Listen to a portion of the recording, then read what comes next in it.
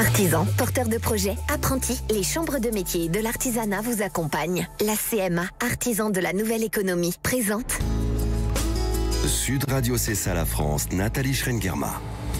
Bonjour à toutes et à tous, bienvenue dans C'est ça la France, l'émission du savoir-faire français sur Sud Radio.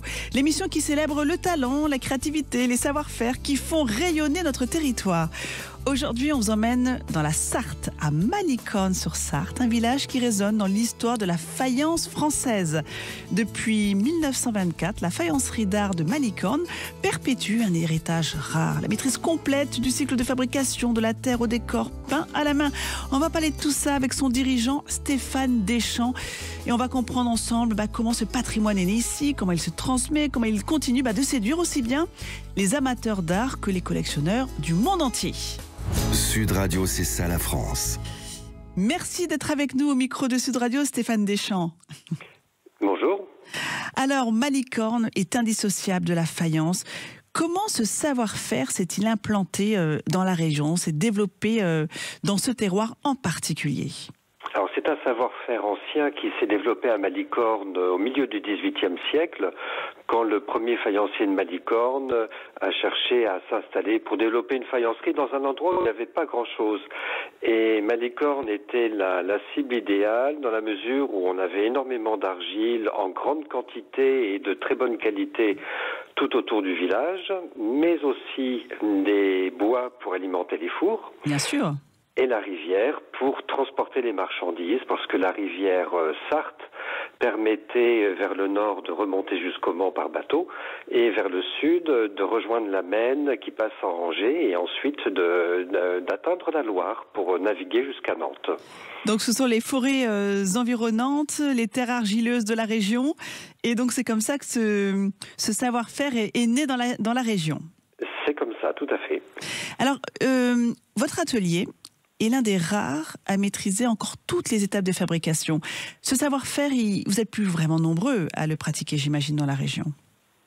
Dans la région, ma connaissance, je suis le dernier en faïencier, parce que je connais encore des fabricants de tomates ou de briques qui exploitent de l'argile pas très loin de chez moi, à une vingtaine de kilomètres de chez moi, pas plus. Mais en faïence d'art, c'est vrai que non, je vois pas vraiment qui d'autre que moi exploite encore sa petite carrière.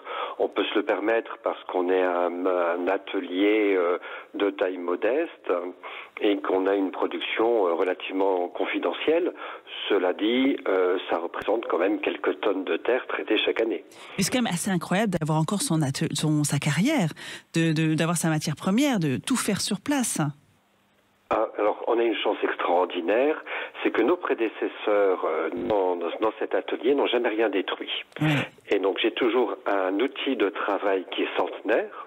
Donc, il commence à être un petit peu âgé, mais il a toujours été parfaitement entretenu, il est toujours en état de marche, et les machines et l'outillage fabriqué il y a une centaine d'années est incroyable, il a une robustesse extraordinaire, et ça fonctionne toujours. Et j'imagine que c'est réparé en interne, c'est qu'on n'imagine pas toujours finalement tous les savoir-faire qu'il faut être capable de développer dans certains secteurs d'activité, notamment dans l'artisanat. Ah oui, alors dans l'artisanat et l'artisanat d'art, il faut en général être suisse. débrouillard et bricoleur.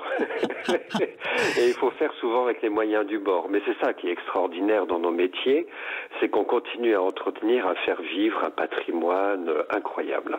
Alors pour nos auditeurs, est-ce que vous pourriez nous décrire justement un cycle complet de la terre brute à la pièce finale, que l'on comprenne bien ? Alors, moi, j'exploite encore mes petites carrières ici, dans les environs de Malicorne. Je ramène mon argile brute à l'atelier. On va la rendre liquide pour pouvoir la tamiser, éliminer les débris végétaux, les sables, les petits cailloux. On va ensuite la refaire durcir pour pouvoir la mettre en pain. La mettre ensuite en motte. On va la garder en cave pendant environ 2 ans. 2 ans ? Eh oui. Alors pourquoi ? Parce que pour qu'elle se vide de son eau, pour qu'elle s'assèche bien ? Non, elle va garder toute son eau, elle va rester plastique, souple comme une pâte à modeler. En revanche, la matière organique qu'elle contient encore quand elle rentre en cave va pourrir. Et ça crée une fermentation qui développe les qualités plastiques de l'argile. Donc on laisse toujours la terre se bonifier en cave, un petit peu comme un bon vin en définitive. Donc il faut toujours prévoir son stock de terre bien à l'avance, évidemment. Mais oui. Et après, moi, le reste tout au long de l'année, je vais aller chercher régulièrement dans une vieille motte de terre mon argile pour l'utiliser en atelier au fur et à mesure de nos besoins. Au niveau du façonnage des formes, j'utilise différentes techniques de moulage ou de tournage. Je pratique pas mal l'ajourage, qui est la spécialité de Malicorne. C'est-à-dire, oui. C'est une découpe au canif dans une forme encore fraîche. Donc il faut imaginer qu'on fabrique une corbeille ou un pied de lampe, par exemple, par moulage ou par tournage. On va le laisser sécher 3-4 jours le temps que la terre se raffermisse, mais il ne faut pas qu'elle sèche de trop non plus, il faut qu'elle reste assez souple. Il ne faut pas qu'elle soit friable, oui. Voilà, il faut un entre-deux, et à ce moment-là, on va dessiner au crayon le motif d'ajourage sur l'objet, et on va ensuite, avec un canif très effilé, une pointe très très fine, on va découper les éléments un par un, on va évider la pièce. Donc c'est un jeu d'équilibre où il faut avoir énormément de patience parce que ça prend pas mal de temps, et il faut surtout avoir une qualité d'argile bien particulière pour faire ce genre de travail. C'est pour ça que je fais toujours ma terre. Oui, comme ça vous êtes sûr de la matière première, et donc c'est cette technique qui a fait le succès et l'originalité de la faïence de Malicorne. Tout à fait. Notre atelier a construit sa réputation sur la fabrication de faïences ajourées. Mais bon, c'est une spécialité de forme, et l'atelier après a développé beaucoup d'autres spécialités, puisqu'on a une fabrication très très éclectique. Et chaque pièce est fabriquée à la main, peinte à la main? Ah oui. Oui. Une fois qu'on a fini la forme, il faut sécher, faire une première cuisson, passer la pièce à l'émail, faire le décor au pinceau, à la main, et cuire une seconde fois. Donc, en général, il s'écoule un délai de 6 à 8 semaines pour la fabrication d'un objet, quel qu'il soit. Alors, il faut imaginer un atelier où on travaille avec la terre, le feu. Donc, ça demande aussi d'être, comme vous le disiez, un patient. D'ailleurs, c'est souvent le cas dans les métiers de l'artisanat. On est vraiment très loin de la rapidité de l'industrie. Hein. Oui. On se le dit souvent. Aujourd'hui, on est dans une époque où on a l'habitude de tout avoir tout de suite. Ouais. Aujourd'hui, nous sommes des impatients. On commande quelque chose, on veut le recevoir le lendemain même, etc. Chez moi, je dis toujours, rien que pour mettre la pièce dans le four, il va falloir être patient, parce que je monte mon four, ça me prend un jour ou deux. Ça dépend du nombre de pièces que j'ai à mettre dedans et de la difficulté.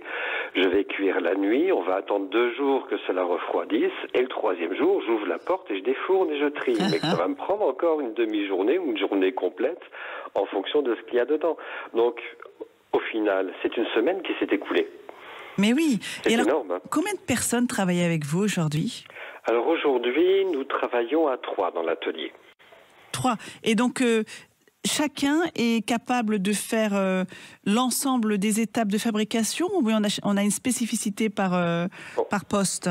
Nous sommes chacun bien spécialisés dans notre poste. Je m'occupe de toute la fabrication des formes. Mon épouse me seconde énormément sur des tâches de finition, de conception, d'ajourage, de choses comme ça. Même le petit émaillage. Je contrôle toute la partie émaillage-cuisson, et j'ai une décoratrice qui fait tous les décors. Mais alors, quelle est votre clientèle aujourd'hui? Qui vous visez exactement? Est-ce que c'est le particulier? Est-ce que c'est les professionnels dans l'univers de la décoration? Est-ce que vous êtes plutôt sur, j'allais dire, la reproduction aussi de pièces anciennes, la création contemporaine? Comment vous travaillez? On fait tout ça. Ouais. Malicorne, c'est une production éclectique, et donc notre clientèle est aussi variée que notre fabrication. C'est normal, on va fabriquer des très belles reproductions, on est réputé pour ça aussi, des décors 17e, 18e siècle, donc forcément on va être démarché par des monuments historiques, des boutiques de musées, des gens très très pointus dans certains domaines très pointus. Par exemple, je m'amuse à faire des pots de pharmacie encore. C'est pas un marché énorme, mais en revanche, on vient me chercher quand il s'agit, par exemple, pour le cinéma ou la télévision, de reconstituer une apothicaire. Ouais. Et j'ai déjà eu des producteurs qui m'ont appelé comme ça à la dernière minute parce qu'ils avaient besoin de pots de pharmacie du XVIIe siècle. Il n'y en a pas, comment on fait? Eh ben, on appelle Stéphane. Eh ben voilà. Alors ça, c'est une facette, c'est assez anecdotique, je dirais. Après, Mais ça montre que vous êtes capable de le faire. Mais on est capable, voilà. Après, on a une production animalière qui s'adresse à des collectionneurs d'oiseaux, etc. On a une fabrication qui intéresse énormément notre clientèle de particuliers, beaucoup de clients particuliers. Mais on va aussi travailler avec des revendeurs, des professionnels qui ont généralement des belles boutiques de décoration. L'entreprise existe depuis 1924. Oui. C'est une entreprise qui a toujours été dans la même famille, qui a été reprise par vous? Elle a été reprise par mon père. Par votre papa. Mes parents ont repris il y a un peu plus de 40 ans maintenant l'entreprise, qui de 1924 à 1983 était restée dans la même famille pendant 3 générations, mais qui malheureusement, au fil de crises successives, avait été contrainte de fermer en 1983. Et mon père a repris sur un coup de tête en 84. Il a remonté un atelier, il est reparti de rien. Oui. Et il a redéveloppé toute cette activité sur Malicorne. Et alors, c'est une activité qui se porte comment aujourd'hui par rapport aux années précédentes? Est-ce que les marchés continuent de s'ouvrir? Est-ce que c'est plutôt des marchés français, étrangers? Comment vous vous portez? Les marchés sont fluctuants. J'ai l'habitude de travailler énormément sur l'Amérique du Nord et les États-Unis en particulier. Les situations récentes font que les volumes ont changé, oui. bizarrement, voilà. Ça. Mais c'est pas grave. On développe d'autres marchés. On est revenu pas mal en France et des galeries d'art et des belles boutiques se tournent vers notre produit. Et donc on compense à chaque fois quand on a un marché qui est un peu plus dur. En général, on arrive toujours à trouver autre chose. Ben oui, quand on est entrepreneur, il faut aussi faire preuve de créativité constamment, se repenser son modèle parfois. Alors, on est toujours en création. Ben oui, tout le temps toujours. En fait. Même oui, pour oui. même pour trouver son modèle économique, on doit être en création. Ah ben complètement, oui, tout à fait. Oui. On a beau être dans des métiers où on respecte des savoir-faire traditionnels, on est très 18e siècle dans notre manière de fabriquer les choses. En revanche, ce que l'on fait aujourd'hui, un côté beaucoup plus contemporain, et il faut absolument, de toute façon, toujours se remettre en question, toujours se renouveler. Vous avez obtenu le label Entreprise du patrimoine vivant. Là aussi, c'est un prestigieux label qui montre aussi la préciosité de votre savoir-faire. J'imagine que ces labels sont importants dans votre secteur d'activité. Tout à fait, c'est une reconnaissance de l'unicité de certains de nos savoir-faire, de notre capacité à préserver notre patrimoine, tant matériel qu'immatériel en fait. Oui. Ce sont ces fameuses mains, ces fameux gestes que l'on perpétue, que moi j'ai appris étant jeune. Quand mes parents ont repris l'atelier ici, j'étais adolescent et j'ai rien trouvé de mieux que de passer mes vacances à l'atelier. Et ce sont des anciens qui m'ont appris certains gestes. Par exemple, aujourd'hui encore, je sais mener un four. Ouais. Mais pas un four électrique, un vrai four. Un vrai four, oui. Et c'est mieux, on ne sait jamais. Oui, on ne sait jamais, oui. Mais pour vous, ça a été une évidence de reprendre l'entreprise? C'était un coup de tête. C'était un coup de tête. Ils ont eu le coup de cœur. C'est un atelier qu'on connaissait depuis très longtemps dans la famille, puisque ma grand-mère paternelle était une cliente acharnée de la faïencerie. Et quand mon père a su qu'elle l'avait fermée, qu'elle était à vendre, il a pas hésité. Mais il a remonté ça. Pour moi, c'était plus compliqué. Je me destinais pas forcément à ce métier-là. Mais ça s'est imposé au fil du temps, c'est devenu une évidence. Et c'est vrai qu'à la fin de mes études, je me suis dit non, en fait, je peux pas faire autre chose. J'ai grandi là-dedans. Je vais pas pouvoir m'en éloigner, quoi. Oui, l'odeur de l'argile, le travail avec les mains, la créativité. Exactement. Mais c'est assez courant, je me rends compte avec les entrepreneurs que je peux avoir en ligne, en interview, qui vont d'abord pas rejeter, mais s'éloigner du milieu dans lequel ils ont grandi, un milieu artisanal souvent, mais ils y reviennent constamment, comme s'il y avait quand même quelque chose qui était en soi. Et puis quand on a vu aussi peut-être ses parents ou les générations précédentes développer une entreprise, on a envie d'apporter un petit peu sa pierre à l'édifice également. Oui, oui, complètement. Oui, c'est viscéral, c'est ancré en nous. Ouais. Et aujourd'hui, j'arrive dans mon atelier le matin avant tout le monde. Je cours même pour venir le matin. Donc, je ne travaille pas. Ouais. Je ne travaille jamais, moi, dans mon atelier. Je vis dans mon atelier. C'est ça qui est extraordinaire. Et vous ouvrez... C'est une chance extraordinaire de vivre de sa passion et finalement d'avoir un plaisir à venir travailler parce qu'on ne travaille pas, en fait. On ne fait que ce qu'on aime. Vous ouvrez vos portes chaque année aux Journées européennes des métiers d'art. Là aussi, c'est une manière, j'imagine, de sensibiliser, pourquoi pas, des nouvelles générations, des nouvelles vocations. Oui, tout à fait. Oui. D'autant qu'on voit de plus en plus de jeunes qui se retournent vers nos métiers, vers nos ateliers, qui s'y intéressent. Ils ont une manière d'aborder les choses qui est très intéressante et très rassurante. On se dit que nos métiers, qu'à un moment, on pensait un petit peu passer de mode, un petit peu ringardisés, parfois malheureusement, en fait sont en plein renouveau. Ouais. Et on voit énormément de jeunes qui viennent vers nous, qui nous demandent, qui s'interrogent, qui demandent pour les formations, pour intégrer l'atelier. C'est vrai que j'ai beaucoup de demandes à ce niveau-là. Et alors malheureusement, on ne peut pas recevoir tout le monde. Mais c'est encourageant. Ça montre qu'il y a un vrai intérêt pour le métier, pour le savoir-faire. Ah, complètement. Merci beaucoup Stéphane Deschamps pour cet échange passionnant, d'avoir pris le temps de nous parler de vous, de votre parcours, de cette faïence qui fait partie de la famille depuis maintenant 2 générations. Puis on a bien compris pourquoi donc Malicorne est une terre de faïence. Merci beaucoup. Merci de m'avoir reçu. Belle journée à vous. Au revoir. Merci à vous également. Au revoir. Allez, il est temps d'aller se balader avec Thibaut, notre French Trotter. Artisans, porteurs de projets, apprentis, les chambres de métiers de l'artisanat vous accompagnent. La CMA, artisan de la nouvelle économie, présente Sud Radio C'est ça la France, Nathalie Schrengerma. Nous voilà de retour dans C'est ça la France, l'émission du savoir-faire français. Il est temps de retrouver Thibaut, notre French Trotter, qui se balade un peu partout en France, qui fait toujours de belles rencontres. Sud Radio C'est ça la France, avec Thibaut, le French Trotter. Bonjour Thibaut. Bonjour Nathalie. Alors là, vous êtes de retour de Bretagne pour cette semaine. Eh oui Nathalie, je suis allé me balader à Brest, de la Rade jusqu'au quartier des Capucins, que vous connaissez. Et au cœur de la métropole bretonne, dans une ancienne imprimerie transformée en lieu partagé, j'ai eu un coup de cœur pour un restaurant pas comme les autres, le local avec un K.